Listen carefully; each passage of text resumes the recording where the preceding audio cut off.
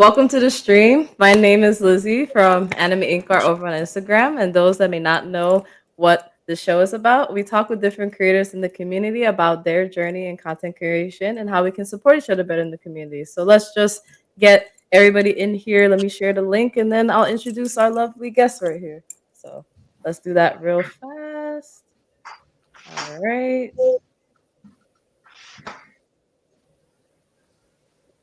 Be very, very quick. Okay.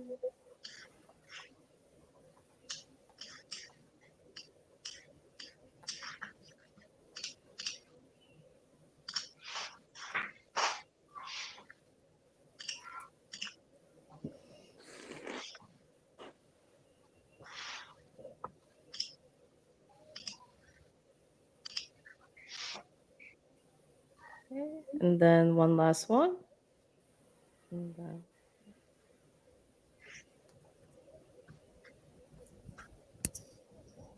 so tonight we have the amazing team that's behind the One Shot comic that has a Kickstarter coming out on October 24th called Into the Abyss. So the amazing team is brandon.manga, Ronny Creates, Mitsuha J Baldwin Art, and Doctoral Candidate Chad, also known as Chad Singleton. Hi guys, how you guys What is doing? up? What is up? Hey. All right. All right. What's going on? I'm good. I'm good. How are y'all feeling tonight? Pretty good. Yeah, Fantastic. pretty good. Good. And shout out to Midnight Comments. They're in the chat. Thank you for popping up. I really appreciate it. Shoot, what's Shout up, out. Midnight? That's found. So I just wanted to thank you guys so much for reaching out, for allowing me to talk to you guys about this comic that's coming out. I really do appreciate that. Oh man. Well, thanks for having us. Back. Yes, thank you. Of course, of course. And for the people that may not know you guys individually, definitely share, introduction about yourself and what you guys do. Because I know you guys had things that you were doing way before, guys came together for this project.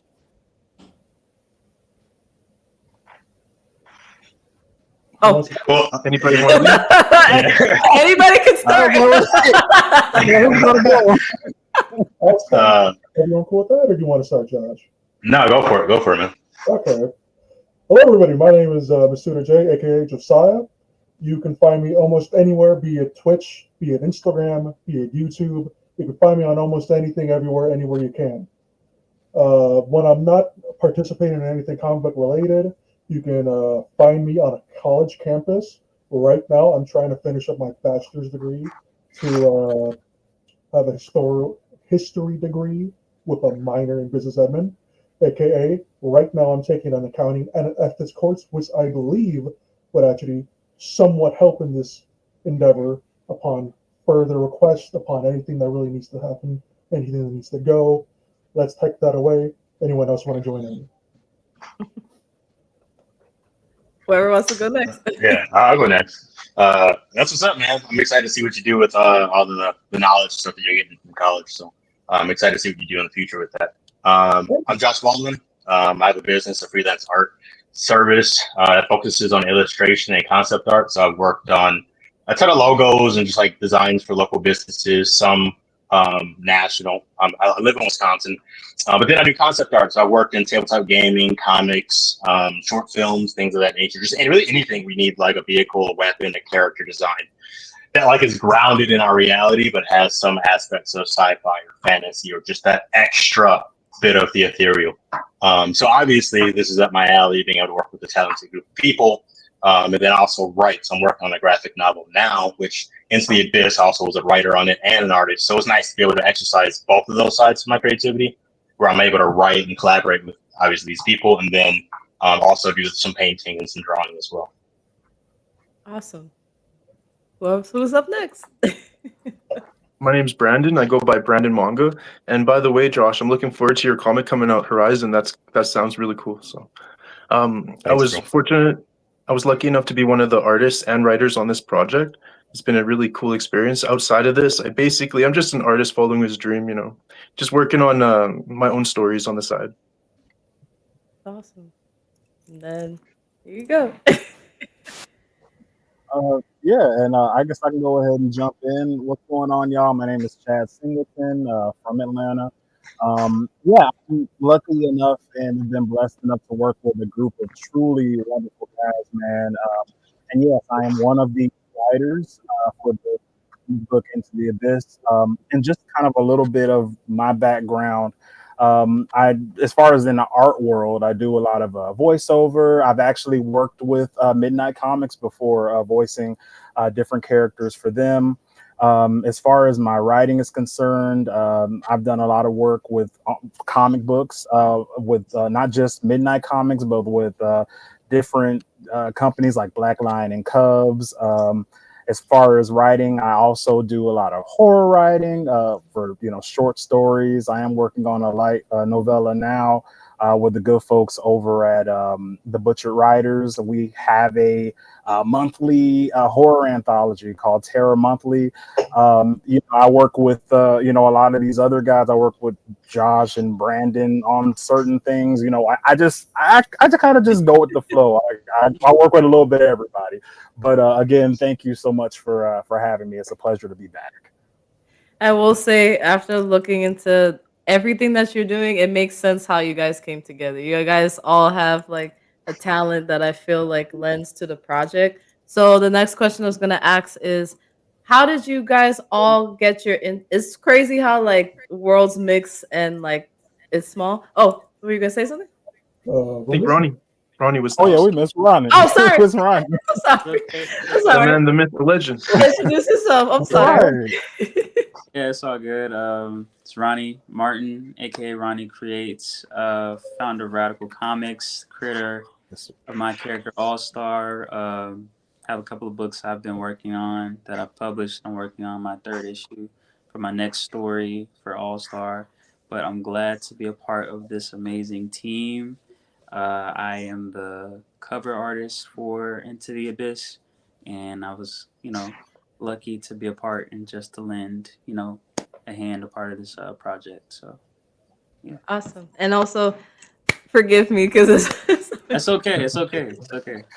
but definitely, like I was saying, all of you guys, whether you guys been on the show before and just as a collective, you all are talented and lend each other's talents to this project. But I wanted to ask first, how did you guys all get an opportunity to just be part of like the Midnight Comics team and to do work for them and to get that internship experience? What was you guys' individual like stories to get to where you guys are now within the team? Yeah, so I guess I can kick this one off, guys. So basically, yeah, like I said in the opening, Lloyd and Tasha, they're fam. We've been friends of one another for a while now. And it just really, I think a lot of this started off with one of my other colleagues. She has a YouTube channel and a Instagram. I talked about her last time I was on here. It was Roomful of Blurs. Yep. That name, a lot of y'all might recognize that name. My good friend Kira Brown, in her own right, she's a wonderful artist and wonderful voice actor. I always call her. She's like the voice actor Yoda to my Luke Skywalker. She definitely helped me out a lot in my early days of trying to get into this world. And I'll be honest, like without her meeting people like Midnight Comics and Black Lion and Cubs and a lot of the people that and Trey Mosley, a lot of the people that I work with today, I wouldn't have known if it wasn't through her. So I think I became familiar with them through her, and just because of different opportunities where I got to put myself out there as a voice actor. Lloyd and Tasha, they heard some of my stuff, and they had a voiceover project that they were working on, and with Kira I got a chance to do some voiceover work for them. Through again, just intermingling, meeting each other at cons. They saw my work that I did with Terror Monthly, a lot of that horror work. They saw comic book work that I did with Black Lion and Cubs, some of the animations that I've also done with them. And I pretty much try to put myself out there as a writer. So it came an opportunity when they were doing a internship. So they had an internship where they needed not specifically people to write comic books, but they had articles that they wanted for their website. So I started off writing articles with them about everything comic related, and seriously enjoyed it. I'm still doing that actually. So still, we have a whole team still writing articles with those guys. And through the end of that program, they started telling us that, you know, they wanted us to, all of us as a group, to make a comic book together. And the rest is history. That's how we got to this point. So I always tell people, you know, yes, it's definitely about what you know, but it's also about who you know. Never turn away from networking. Networking is such an important thing, especially in a field like this. So yeah, I definitely agree. And whoever's next and wants to share like how they got into the Midnight Comics team as an intern can definitely go next. I'll go next because I want to piggyback off what Chad said. Networking is huge, especially in the industry, or I guess like creative industries, right? Where it's like most of the population, right? There's tons of people working on cars. There's tons of people working in insurance. There's tons of people, you know, doing like things to keep society running, distribution, grocery stores, things like that. But for things like this, where it's like, okay, obviously like businesses need logos, they need graphics for the website, but a lot of artists do the things that a lot of people don't really need, right? Like a comic it's a luxury to go to the store and get a comic book or to purchase a movie or something like that. So it's not a necessity of society. So for artists and creatives, I think a lot of times what we do is we wait, you know, for those networking opportunities to come to us. But what I did, which I think is a good tip of advice for those listening, is to actually just reach out. Like if you see a company or an artist that you want to work with or collaborate with, just reach out. Like it does no harm to say, hey, what are you guys up to? Do you need any work? Or are you guys hiring freelancers right now? Is there anything I can do for you? My portfolio is here, da da da da da. I think that kind of thing promotes like so that's how I got to Midnight, right? So I sent them a message. We had a dialogue. I actually met them a few years at DreamCon, right? But me having that prior experience that I've had through my business, just reaching out, is how I got here working with these individuals and having completed this comic, right? Just by sending a DM, by sending an email. So that's how I got to the team. And obviously, per Chad's contribution, you know, they put us together on a team and, you know, went from there. Okay. And whoever's next.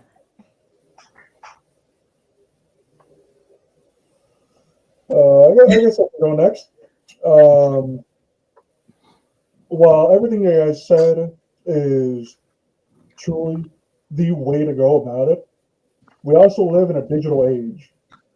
And the way I'm bringing that up only is to really say, I found out about Midnight Comics, not only about the interview, about the internship, and about the company, was I saw a ad on Instagram.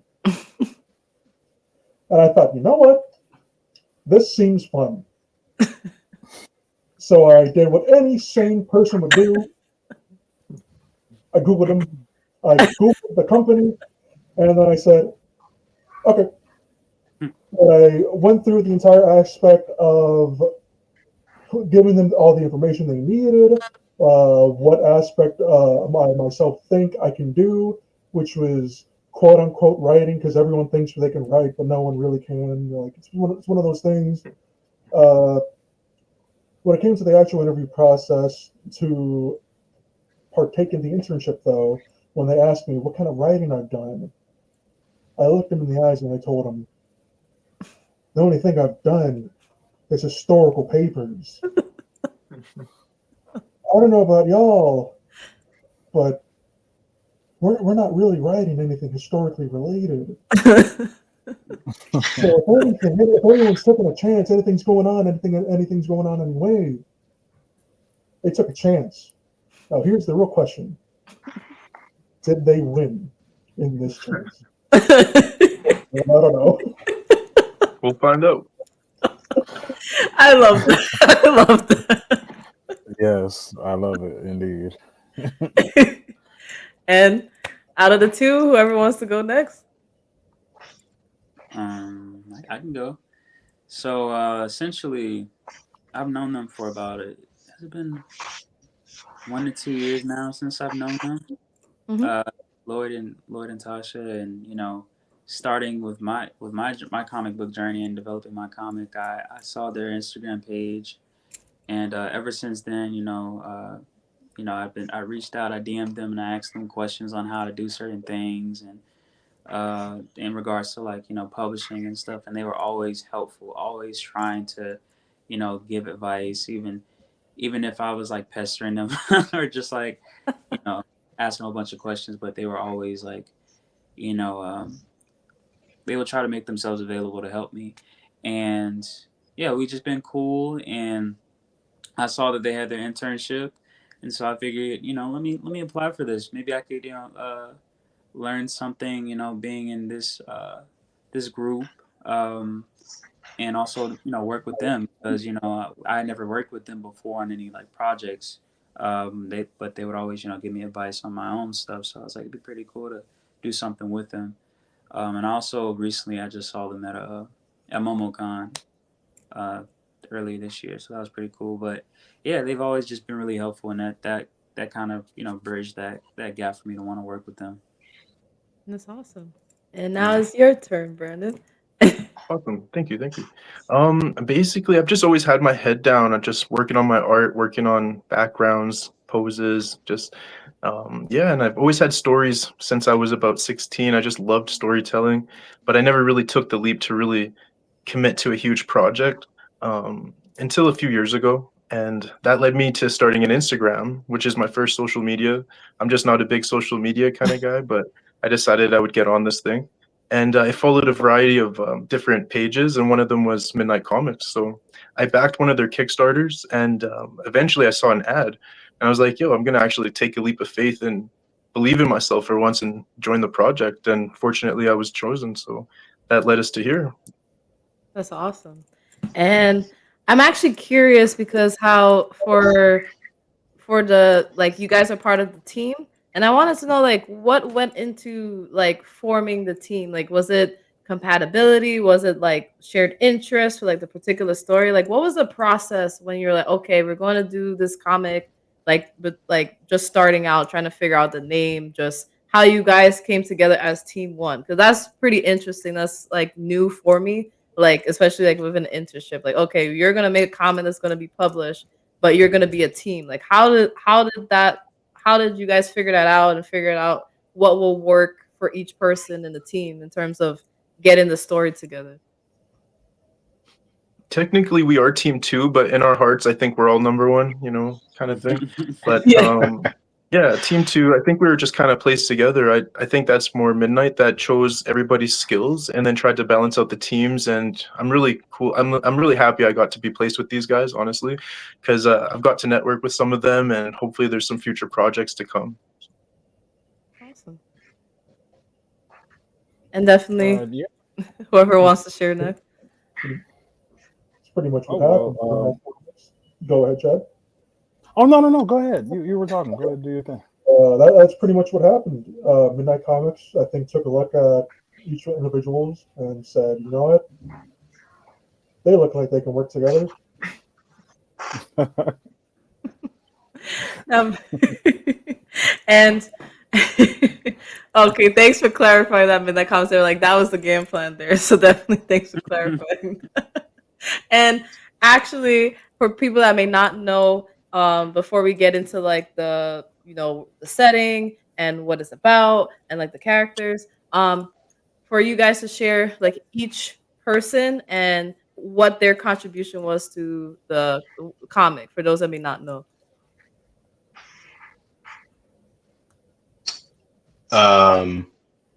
Yeah, well, we all wrote, I believe, except maybe Ronnie. Is that right? I don't remember. Earlier on I threw out some ideas, but no, I didn't write anything. It was kind of just like I was just there. I was just like, this is it. Okay. So we all. Technically, I do remember him creating one of the interrogation scenes from some of our notes. So, but he did kind of take some creative liberty with that. So, I don't know if that's technically writing, but it was writing in pictures kind of thing, the way I see it. Okay, so yeah, we all brainstormed for sure. We all did some portion of world building, and then most of us, I guess, and then wrote. We all did some form of writing, um, and then I did concept art for two of the characters, the supporting characters. So Brandon took the lead, but the supporting characters I did, and then I did storyboards, and then I added colors to Brandon's lines. So he did all the drawing, and then I did all of the colors and the textures and stuff like that. And then and then I put the book together. So I did like the book design. Helped Brandon out with the logo a bit, tweaked it a little bit, and then so that was my contribution. Okay. And then who's ever next? I don't want to take all the credit for the line art, because there were times, like for the church, for example. Honestly, it's one of my favorite panels, and Josh 100% did that. And like there's other background stuff that he did, like buildings and paintings on the walls and all these textures. So yeah, I didn't draw exactly everything, but I appreciate that. No, for sure. And then whoever wants to go next.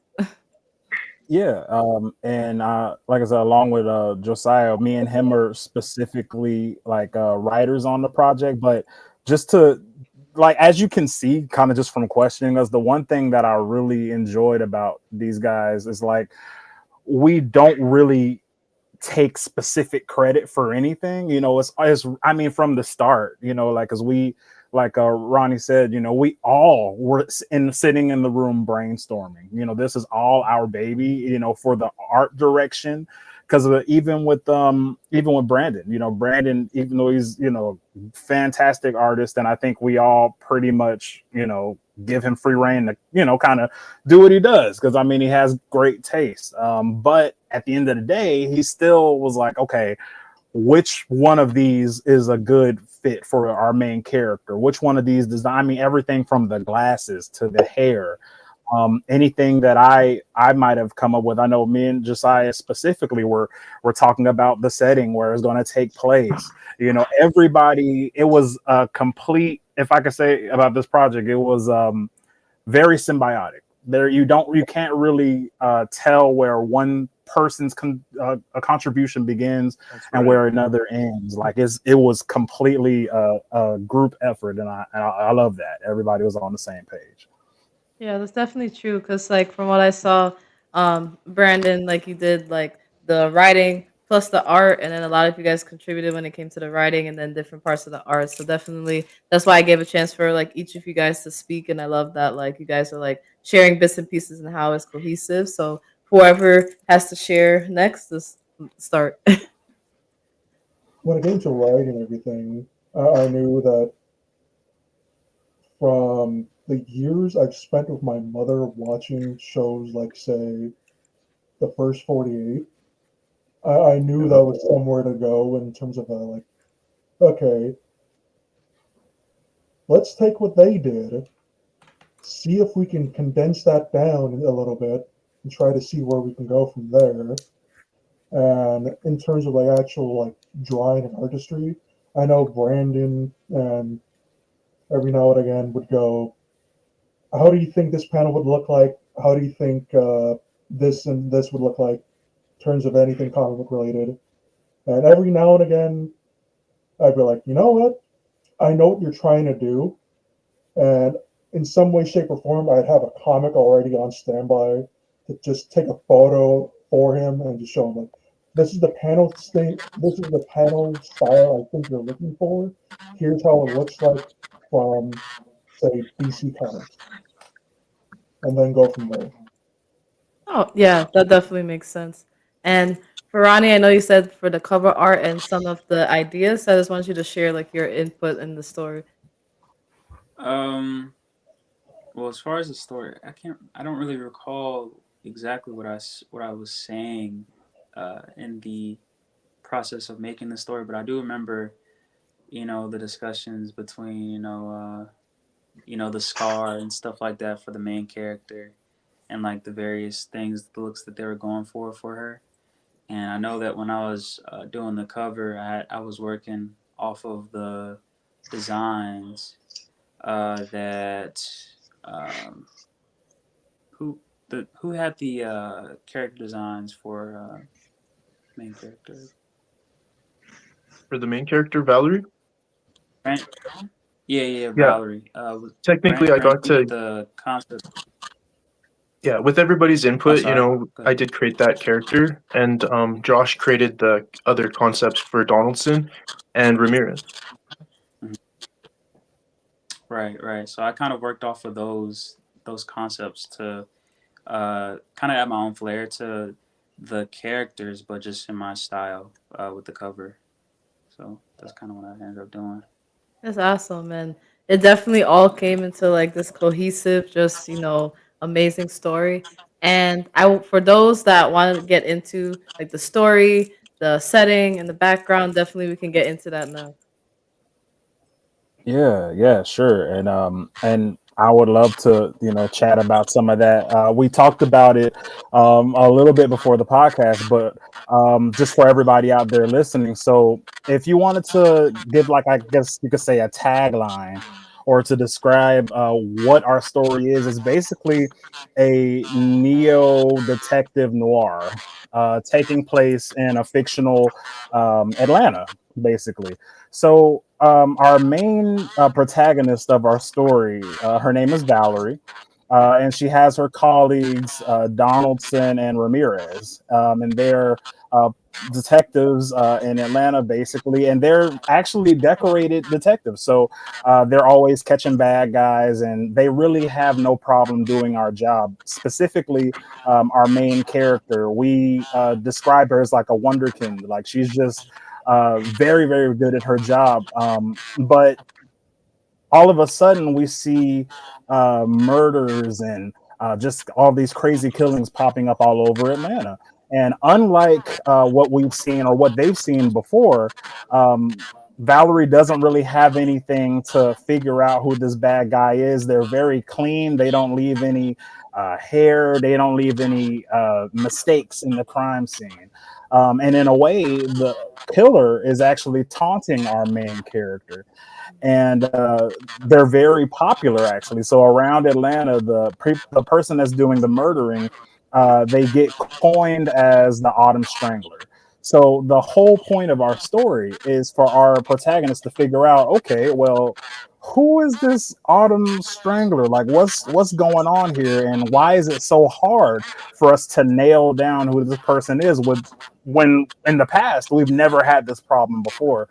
So that's the incident there, and that's kind of where everything unravels. And oh, did you have something, Ron? Oh no, I saw Super Breakdown in chat. Oh, okay. I know you. That was my folks. Okay. Sorry. No, you're good. But like I said, I always say I am pretty biased that we did the setting in Atlanta. But one thing that I really want to talk about is that in a lot of like specifically horror based or sci-fi or even fantasy based like content, like movies, comic books, novels, we tend to see a lot of fantasy, a lot of, I would say, European based fantasy. You know what I'm saying? Like, everything takes place in a fictional, England, or in a fictional Scotland, a fictional whatever, even when we're talking about inside the States, you have Stephen King's universe that takes place in Maine. You have Marvel and DC that take a lot of inspiration from New York, or, with Metropolis or Gotham, or they, take inspiration from places like Chicago. But you rarely see situations where like fantastic elements are associated with Atlanta. And I just I pushed really hard for Atlanta to be the focal point, to be actually another character, really. Not only because I'm there, but I also think that, in real life, like, Atlanta is such a melting pots, for art, for food, for just like creativity. So I'm like, well, magical things can happen here too. You know, it doesn't. I would love to see a wizard school here somewhere. You know what I'm saying? I would, you know. So I'm just like, hey, I'm just like, why can't there be? You know. So I'm just like, as far as the setting, not only did I want it to be a living, breathing character, but I also wanted to put out there, like, hey, you know, this can be a setting for the surreal, the fantastic, and you know, so just wanted to show that basically. That's awesome. And also, like, I wanted to get into like the main characters and like specifically Valerie. I thought it was nice, especially when Brandon had it on his Instagram page, talking about like the character design and how you guys had different versions and how you guys came up with the main version.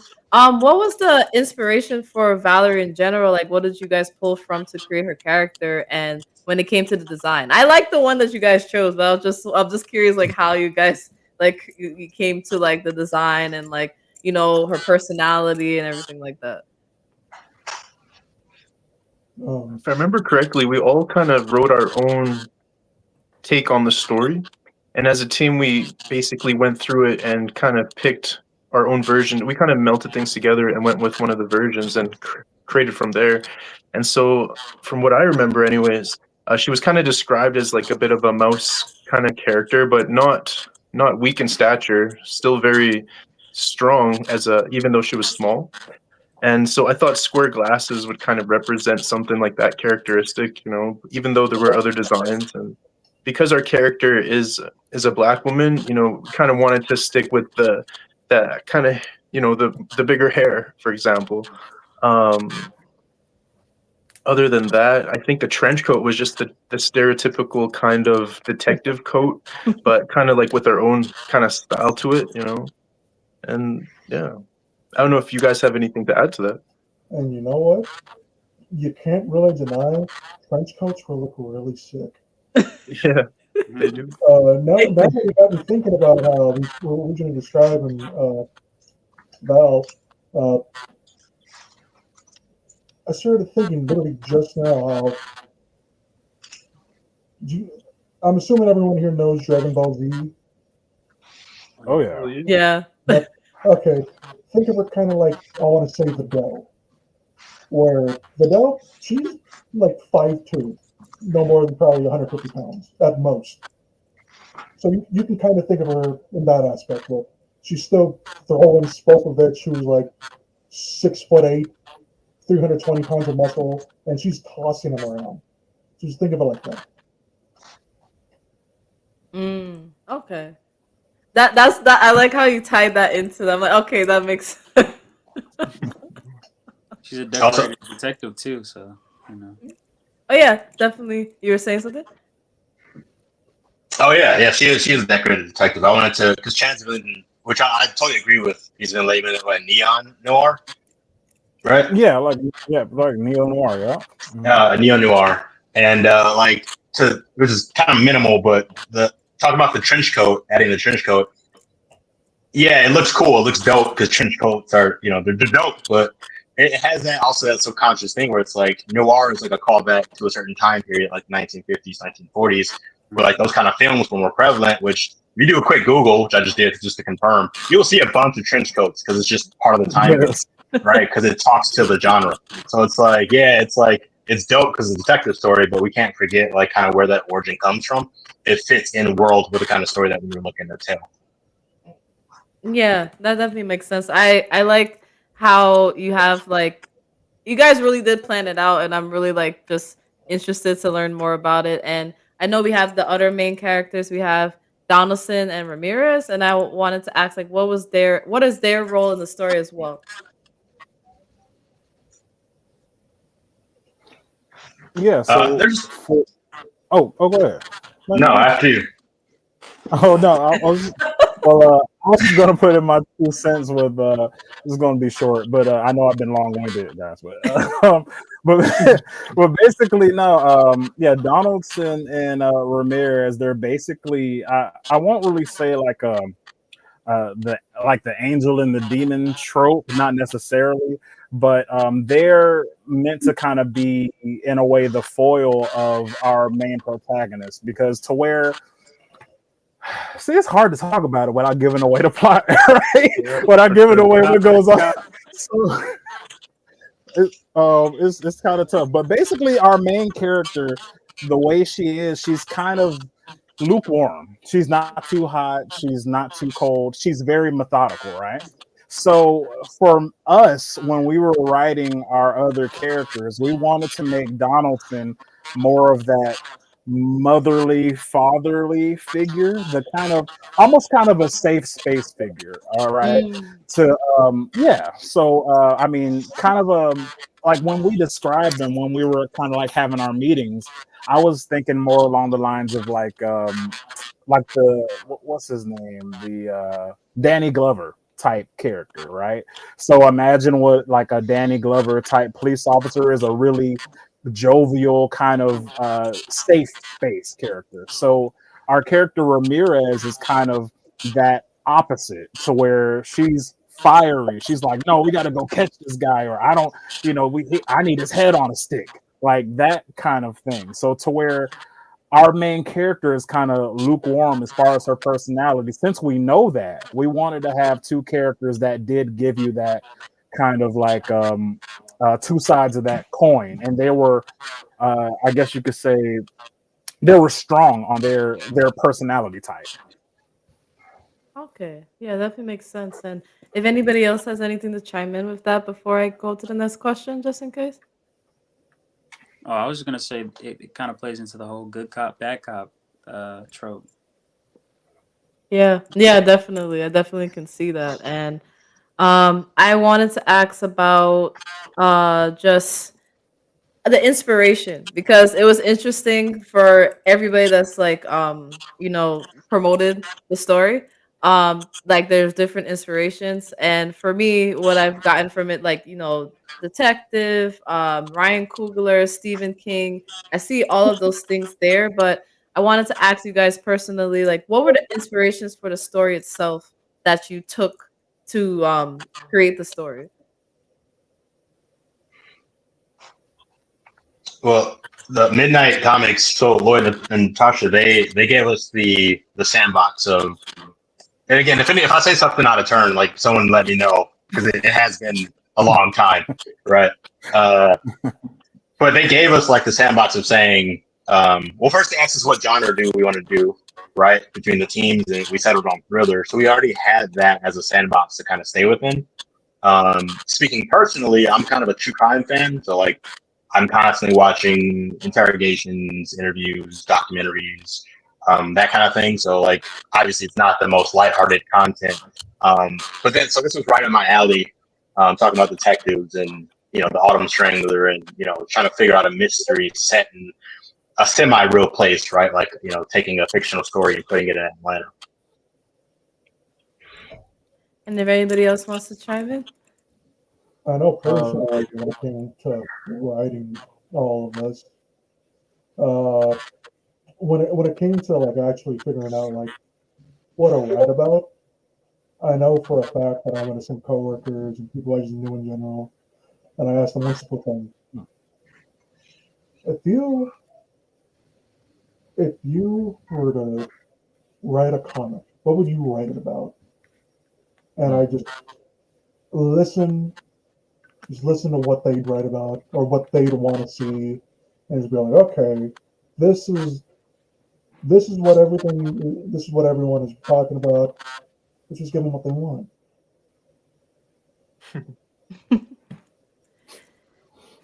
And if Yeah, anybody, sorry. I think we were given like a theme, like a thriller kind of theme. So from what I remember, we all kind of created our own little story, and then we just kind of decided to go with, the one that we can't really talk too much about the theme because it would give away the story. But yeah, from there we just kind of created those characters and just ran them off each other. So Yeah, that's definitely true. And I definitely want to get into the Kickstarter, which is very exciting. That's coming on October 24th. So I wanted to give you guys that chance to talk about, if you can, like what the goal is for the Kickstarter and everything like that. Kickstarter's coming October 24th. I believe that is the launch date. From what I understand, it is my first Kickstarter, so I'm not too knowledgeable about this, but it's going to run for 30 days. And yeah, hopefully we can hit our 2,000 goal, our $2,000 goal. Anybody else want to take over? Yeah, the biggest thing is we want to get this bad boy made. We want to the biggest thing is with the story.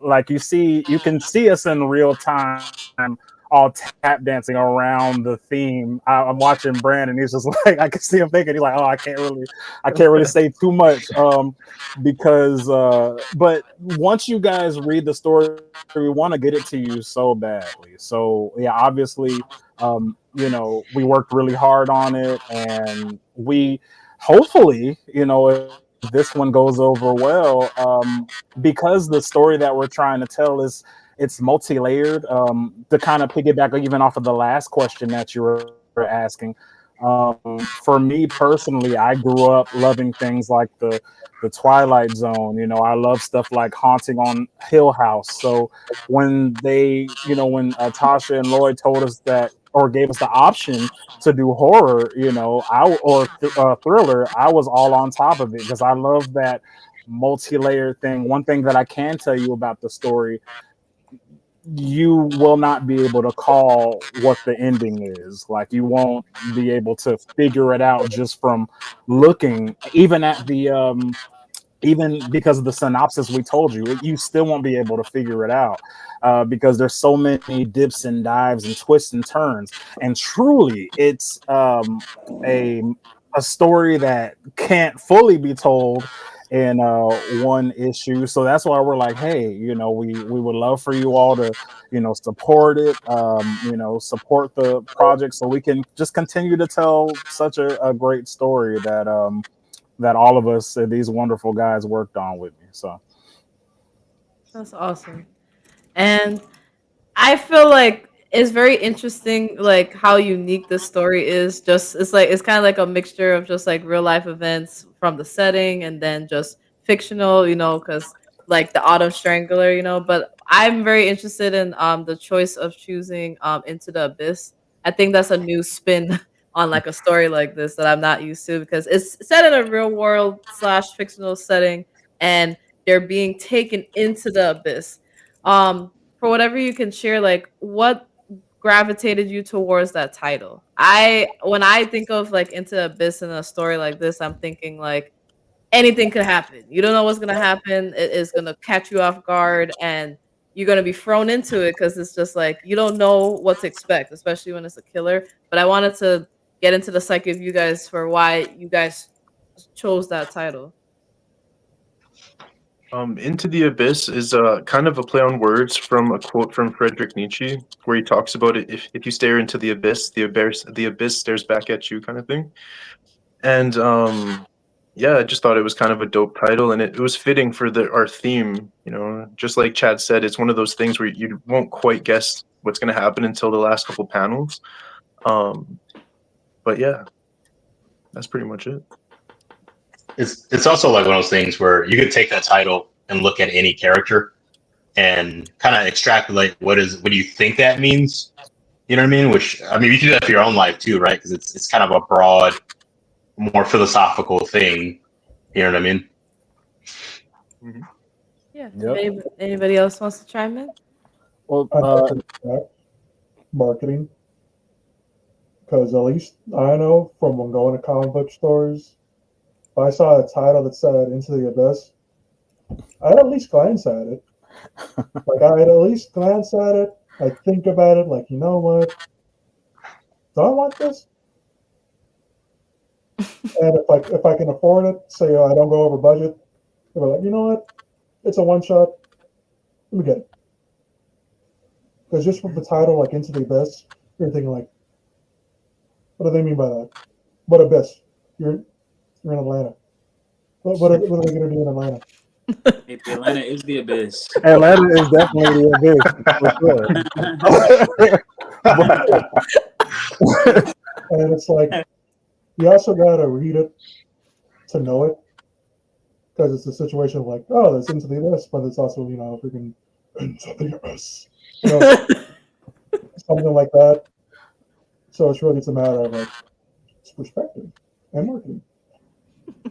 And the piggyback off of that point, like I said, that is a great point. It truly, if you saw it on the shelf, you'd be like, "Oh, into the abyss," and I see 3 detectives on the cover. What could that, So it's not on the nose at all, but also, to everybody's point is correct, from Josh to Brandon. Like, it does have something very specifically to do with a character in the story. But the other part of it is it can really, and that's the beautiful thing truly about art. You will read it, and I've read through it a couple times, and you'll take your own meaning from that, and I think these guys were really intelligent about that part of it too. Because I know I was scratching my head when we got to, because we had pretty much written the whole story before we came up with. Yeah, the story was basically done, besides a little tweaks and going back over it with a fine-tooth comb. I was like, "What are we gonna call this story?" And I think I woke up one day and saw the title. I was like, perfect. That's the one. And truly, it's a great title. It like I said, is really specific to the story, but what our characters are going through, literally looking into the abyss and having it look back at them. And it's just like the despair of it, the hopelessness of it. It's very tangible in those panels. So yeah, I think y'all really enjoy it. Yeah, Well, definitely. No, continue. sorry, I want to add to that. I don't know, Ronnie, if this was planned, but it's kind of what you guys are saying with the if you're walking in the comic store or the bookstore and you see it, right? You see the cover. Ronnie's cover has the primary character and the supporting character staring at the reader, right? So to what Brandon was saying with the quote from I'm going to butcher this, but Nietzsche, Friedrich Nietzsche, the philosopher, right? For if you gaze into the abyss also gazes into you. It's like you look at the comic, the cover, it's gazing back at you. So it's also kind of like a play on the story, on the words, on like the philosophy, while also being a thriller. You know what I mean? Mm-hmm. That's awesome. I just love hearing like how you guys have like the sentimental significance to it. Like I like things like that. So like I love hearing all of this right now. And I know I wanted to touch upon the fact of, it's the first time probably some of you have worked together, but like the whole group. And I wanted to ask, like, what were some of the, I guess, maybe lessons or maybe learning curves when it came to writing the story together? Like, what were some lessons probably that you can probably take to your own perspective projects for each of you guys personally, like through working with each other? I think the most important lesson we have learned throughout all of this: time zones.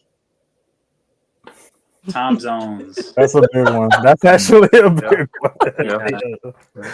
Oh yeah. Yeah, it was one of those things where there was a lot of chefs in the same kitchen, and I'm just glad that we were able to kind of put our heads together and leave our egos at the door and just really kind of bounce off each other and just really create this project.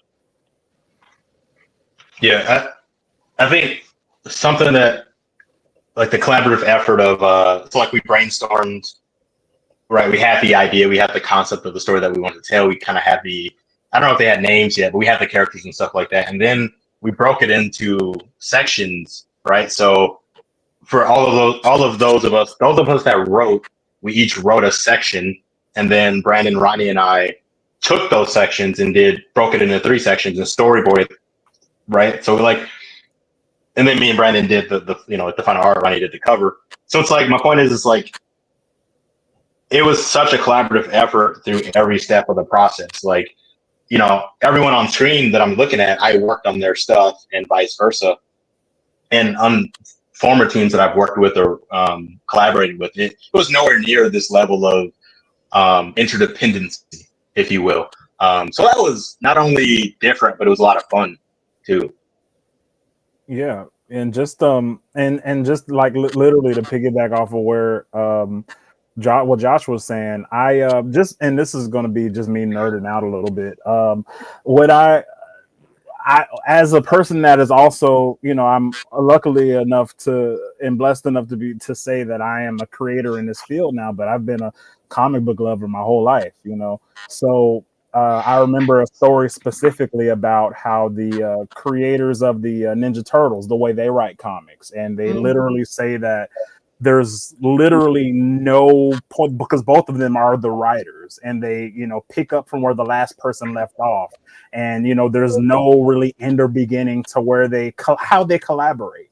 And I always thought that was like so cool because the last comic book that I did is me and one other guy, and our roles are very specific. It's cut and dry. So I always wondered, I'm like, how does that, you know, process work of having like, you know, Brandon said, multiple chefs, and not letting those egos get in the way, or hearing everybody out. And like Josh said, you know, this project really gave me that, and I'm super excited to have been given this opportunity, especially, you know, working with guys that I'm literally fans of. Like, I'm fans of you all. So like, yeah, to be able to see what that process is like, and just to see, oh wow, you know, guys that are killing it in this area of expertise, they're, you know, cool and grounded and easy to work with, and it is possible, you know, to all be on the same page. So, you know, hopefully, I just, you know, pray that in future endeavors I can have a team as you know, melded and as in sync as this one. But yeah, it's just been really, really cool working with these guys, and literally, like I said once, I'll say it again, you literally can't tell, even when we were doing it, you know, where one person would put the pen down or where somebody would put the pen up. Like, we were all on the same page.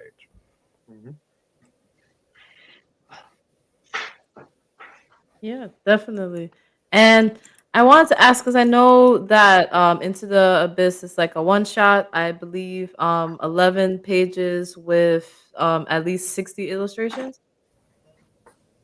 Oh, that, yeah. I was gonna ask, because I know this was like a project for Midnight Comics, that, you know, and for the Kickstarter. Do you guys have an idea if you guys want to continue the series after, you know, the Kickstarter, or have you guys thought about that, you know, through working through the story? Just wanted to get your thoughts on it, because I feel like this story can definitely, I can see it, you know, being more, but I just wanted to see if that was something that you guys thought about as you were writing it. As Chad said earlier, it's one of those stories that can't really be told in just 11 pages. You know, originally it was supposed to be a 7-page project, but it was extended to 11 pages. And honestly, I don't want to be one of those guys that says, watch 1,000 episodes of One Piece before it gets good, you know? But the thing is that it really is true with this project. The story really does come alive it kind of comes alive. I don't want to say at the end of the story, but you're gonna want to get issue 2, you know, especially if you're paying attention to what's happening also in the backgrounds, you know. Yeah. Anybody have any other input? I think it was fun, at least. I want issue 2, so yeah. Anybody. Look, I'm ready for issue. I'm ready to start working on issue 2. So I don't know about y'all. So yeah, legit. Let me know. Yeah. You got my phone number. Right, you got my number, so hit me up when, you know, Lloyd, Tasha, let me know when y'all are ready. I'm trying to do issue 2 tomorrow. But no, and Honestly, oh, go ahead. No, my bad. I'm cutting you off. My apologies. No, you're fine. Go ahead. No, I just got kind of excited. I was just gonna say that, like, honestly, I already have what continues on the next couple pages like written down, because we basically were writing these different parts, and part of my section, as Josh was saying, I was basically writing the last quarter technically. So I never got to really share everything that I'd written down, but there is several pages that are ready to start, basically, you could say. So. as long as Yeah, all I the think- guys, support it. So Yeah, I think for those out there, like when you read it, I think you'll understand what we're saying. Yeah, because you'll get to the end, you're like, where's the rest? And I don't mean that in a negative way, right? Like, I think good entertainment in any medium should leave you wanting more, right? The way I envision it is, if I don't know if you guys have seen the Family Guy clip of Peter destroying his entire living room, of screaming out, "I need it now." That'll be all. Yeah. And one of the last questions I was going to ask is, I was kind of curious about how it's set in Atlanta and then just the craziness that's going on. Were there any references of like, Atlanta culture that you put into the story? Because I could just see it being set in Atlanta, that you can have fun with, like, what they're dealing with and everything like that. So I was just curious, like, if there's any like references that you chose, without spoiling too much. Yeah. So it's well, like I said, the biggest thing for me, forever I love Atlanta, man. That's my home. And I just think it's the perfect place to, tell a story, because everybody here has a story. Like a joke that I say all the time about Atlanta is that, so if you've ever been here, it's impossible to get anywhere in Atlanta in less than 30 minutes. You know what I'm saying? Like, I could be going from here to my living room, and because of traffic, it's going to take me about 30 minutes to get there. That's because, and the reason why, for everybody that's not an ATL, and the reason why is because everybody here is a actor. Everybody here is a rapper. Everybody here is an artist. Everybody here has some kind of thing that they want to share with the world. So because of that, is such a melting pot. But if I had to give a direct reason for why, I was championing for this story to be, in Atlanta, is because the setting for me is just the most important thing about a story. And you see it over and over again. The thing that I love the most about horror, or I would say one of the horror creators that I do love the most, is Stephen King. Mm-hmm. And he, if anybody isn't really up on Stephen King, he bases all of his stories in Maine, and I love that idea so much, about there's having this place where all of this craziness happens, and even in my own personal stories, like, all the horror I write is based in Atlanta. And, I love that, and wanted to carry that over for, these characters. And also, the other thing that really opened my eyes to it was the actual TV series, Atlanta. Because if you watch that, you see that, it's, a story about somebody trying to become a rapper, but it's also based in really good sci-fi, really good horror. And it kind of opened my eyes to be like, wow, that kind of stuff can happen in a place like this. So yeah, so that was my reason for it. That's awesome. And again, I just want to thank you guys so much for giving me the chance to talk to you guys. Hopefully you guys had a good time. Thank you, Lizzie. It's been great being here. You're This is welcome. fun. You're welcome. And I just want to give the chance for not only for you guys to share like where they can catch up with the story and like the Kickstarter and everything like that. I also want you guys to share like your individual like socials, where you want people to follow you for what you guys do individually. I'm Brandon Morgan. I go by Brandon Manga on social media. I only have Instagram, but YouTube is going to be starting up here hopefully soon. So that's where you can catch me. Whoever's next. You can find me at J Baldwin Art.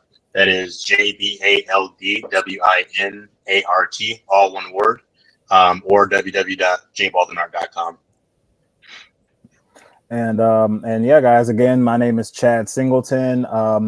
I think I have the most ridiculously long Instagram name out of everybody here. So my actual Instagram name, because I am a doctoral candidate, that's the one thing that we didn't get to talk about. But I am in the STEM field, specifically public health, and I am getting my doctorate in public health. So that's why my Instagram name is what is it? Doctoral underscore candidate underscore Chad. So it's ridiculous to say, but I do a bunch of stuff in comics and cartoons as well. If you want to see my work with Black Lion and Cubs, you can literally go to the Instagram or the YouTube page, which is just Black Lion and Cubs.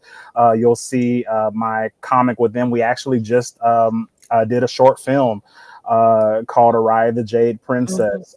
So that's one of my newest characters. I did a comic book with them, Contest of Champions. My brother, my little brother, Joshua Singleton, he is also an artist and a writer. Thank you so much. And he just published a comic with Black Lion and Cubs about their newest character, Super Awesome.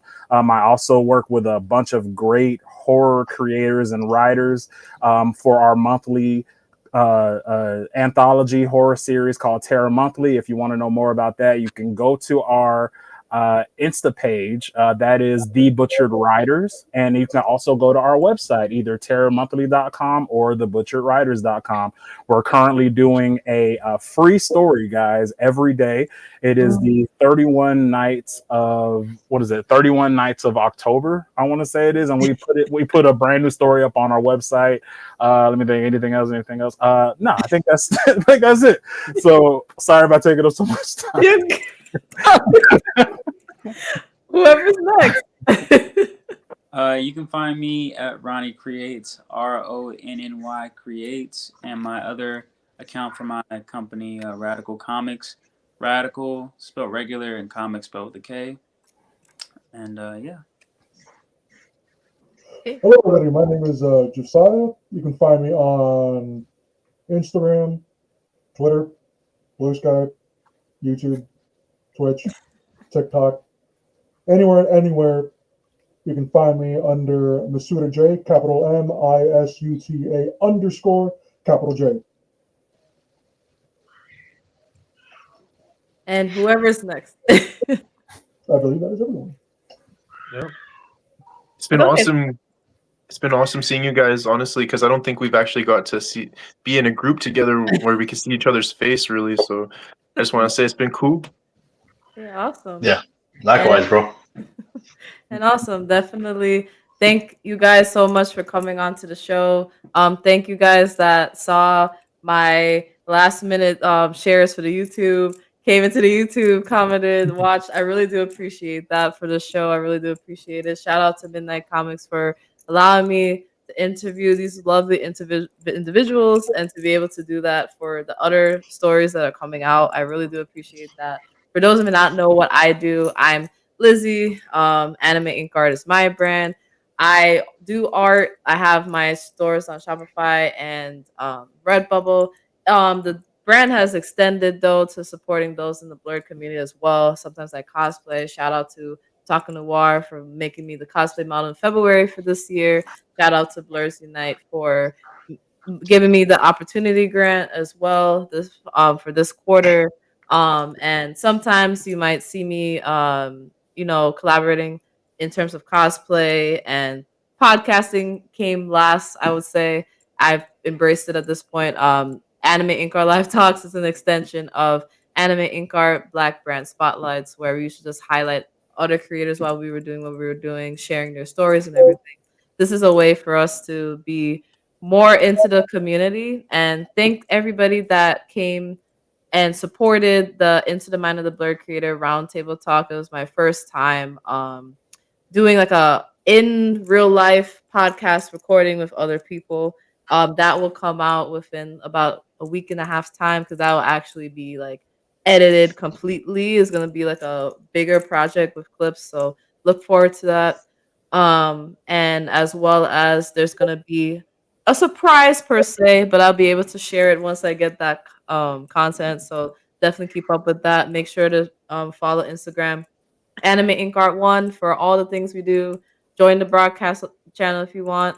Join the link there. Also follow Anime Ink Art Live 1, where we do clips and everything like that, and the YouTube channel is shared. So I definitely appreciate you guys. And we actually have our next show tomorrow, which I'm gonna be promoting.